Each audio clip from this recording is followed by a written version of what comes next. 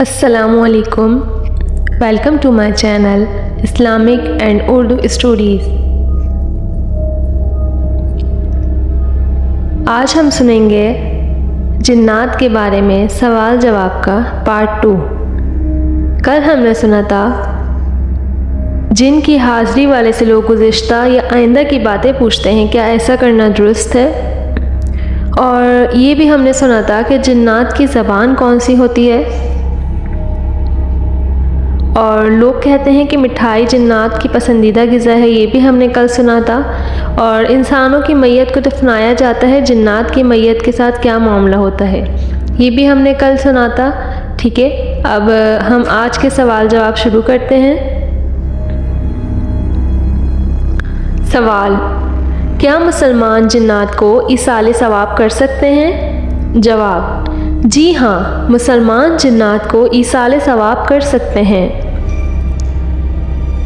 जिन्नात काबू करने के बजाय नफ्स को काबू करना कमाल है। सवाल: क्या आप जिन्नात को काबू करने का वजीफ़ा पढ़ने के लिए देते हैं? जवाब: जिन्नात को काबू करने का वजीफ़ा अभी तक मैंने भी नहीं किया और ना ही मैंने कभी जिन को कैद किया है। अगर मेरा नफ्स मेरी कैद में आ जाए तो मुझ जैसा माहिर और बहादुर कोई नहीं होगा। न हंगो अज़्दा हमारा अगरचा शेर नर मारा, बड़े मूजी को मारा नफ्स अम्मारा को गर मारा। नहंग माई ने मगरमच्छ, यानी तूने मगरमच्छ और शेर को मार दिया तो कोई कमाल नहीं किया। कमाल तो ये है कि तू अपने नफ्स को मारने में कामयाब हो जाए। जिन्नात काबू करना हमारी लाइन नहीं है। मौक्कल और जिन्नात को काबू करने के लिए बाज़ लोग बाबा जी के पास जाते हैं तो ये ख़ुद ही बाबा जी के कब्ज़े में आकर न इधर के रहते हैं और न उधर के। आला हज़रत मौलाना शाह इमाम अहमद रज़ा खान रहमतुल्लाह अलैह ने फ़तावा रज़विय्या शरीफ में हज़रत शेख मुहियुद्दीन इब्न अरबी रहमतुल्लाह ताला अलैह का कौल नकल फरमाया है कि अगर किसी के काबू में जिन आ जाए तो कम अज़ कम वो मुतकब्बिर और मगरूर हो जाता है। ये आप रहमतुल्लाह ताला अलैह ने अक्सरियत के एतबार से फरमाया होगा, क्योंकि आजकल तो अगर किसी की शो या थानेदार से दोस्ती हो जाए तो उसके पाँव ज़मीन पर नहीं लगते और वो खूब अकड़ कर चलता है कि मेरी SHO से दोस्ती है। गौर कीजिए कि जब SHO से दोस्ती पर यह हाल है कि पाँव ज़मीन पर नहीं लग रहे होते तो जिन्नात को काबू करने पर क्या हाल होगा। सवाल: कुछ लोगों का नज़रिया ये है कि दिन या रात में जब 12 बजे इस वक्त कुछ लिखना, पढ़ना या मस्जिद में जाना नहीं चाहिए, वरना जिन्नात पटक देते हैं। क्या ये बात दुरुस्त है? जवाब: रमज़ान शरीफ में मुतकफ़ीन दिन रात मस्जिद में पड़े रहते हैं और रोज़ाना 2 मरतबा 12 बजे का वक्त आता है। अभी तक तो किसी मुतकिफ़ को जिन्नात ने नहीं पटका और ना ही कोई जिन पटक सकता है। इंशाअल्लाह ये सब ढकोसले हैं और लोगों की चलाई हुई बातें हैं। जिसको जो समझ आता है बोल रहा होता है। उलमाए कराम से पूछकर रहनुमाई लेनी चाहिए। सवाल: अगर किसी घर में बिल्लियां रोती और चीखें मारती हों तो लोग कहते हैं कि इस घर में जादू या जिन्नात हैं, क्या इसकी कोई हकीकत है? जवाब: इन बातों की कोई हकीकत नहीं है। चूँकि बिल्लियों में भी एहसास होता है, उनका भी कुछ ना कुछ हाफ़ज़ा होता है, जभी तो ये मानूस होती हैं। किसी के घर जाती हैं तो उसी के दरवाज़े में दाखिल होती हैं, दूसरे के दरवाज़े में दाखिल नहीं होती। इसका मतलब ये है कि उन्हें याद रहता है। बिल्ली के रोने का सबब ये हो सकता है कि किसी जानवर ने उसके सामने उसका बच्चा खा लिया हो, जिसका सदमा उसके जिगर में बैठ गया हो। जब उसकी याद आती हो तो इस वजह से चीखती और रोती हो। बहरहाल बिल्ली के रोने की ऐसी कोई भी वजह हो सकती है, लिहाजा बिल्ली के रोने का ये मतलब नहीं लेना चाहिए कि यहाँ जिन्नात हैं।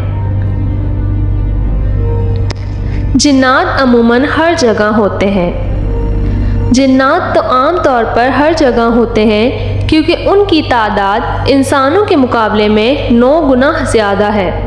यानी एक इंसान है तो 9 जिन हैं। उसको यूँ समझिए कि अगर दुनिया में 1 करोड़ इंसान रहते हैं तो 9 करोड़ जिन रहते हैं।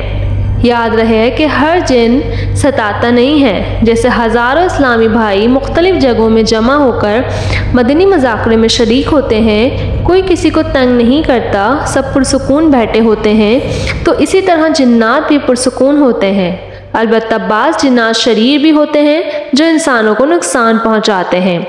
जिन्नात ही नहीं, नुकसान पहुंचाने वाले तो बाज़ इंसान भी होते हैं जो मजमे में इस ताक में होते हैं कि किसी की जेब काट लें या किसी की चप्पल उठा लें।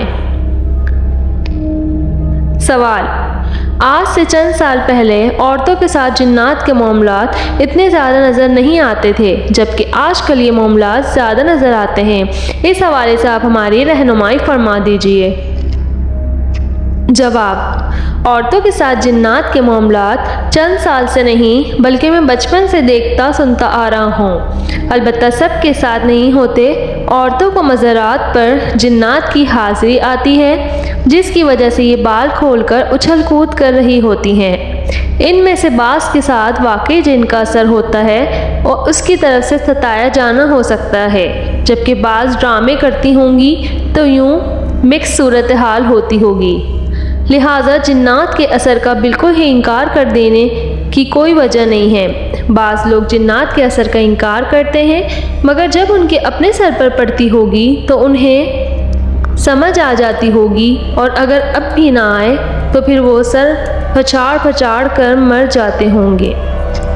याद रखिए, हर औरत पर जिन्नात के असरात हों ये ज़रूरी नहीं, नफ्सियाती असर भी हो सकता है, और बाज़ औक़ात ऐसे अमराज भी लाहक हो जाते हैं जिसमें आदमी ये समझता है कि जिन का असर हो गया है। मसलन किसी के हाथ पाँव मुड़ जाएं तो लोग यही समझेंगे कि जिन का असर हो गया है, हालांकि मर्ज़ की वजह से भी ऐसा होता है।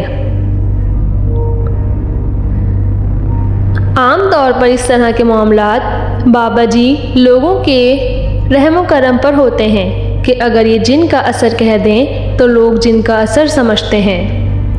जिन्नात के पूरे ख़ानदान का असर कह दें तो पूरे ख़ानदान का असर समझते हैं, और जो भी वजह ये बता दें तो लोग वही वजह अपने दिल पर ले लेते हैं। बाबा जी लोगों को चाहिए कि बिला वजह लोगों को ना डराएं। अलबत्ता उनके हिसाब या इस्तिखारे वगैरह में अगर कोई ऐसी वजह सामने आती है तो उसे बताने में हर्ज नहीं। देखें, इसके पहले पार्ट में हमने जिन्नात के बारे में सवाल जवाब सुने थे, और इसके दूसरे पार्ट में भी हमने कुछ सवाल और जवाब किए हैं। ठीक है, अब तीसरे पार्ट में भी हम सवाल जवाब इसके कंप्लीट करेंगे इंशाअल्लाह। मिलते हैं नेक्स्ट पार्ट में। अल्लाह हाफ़िज़।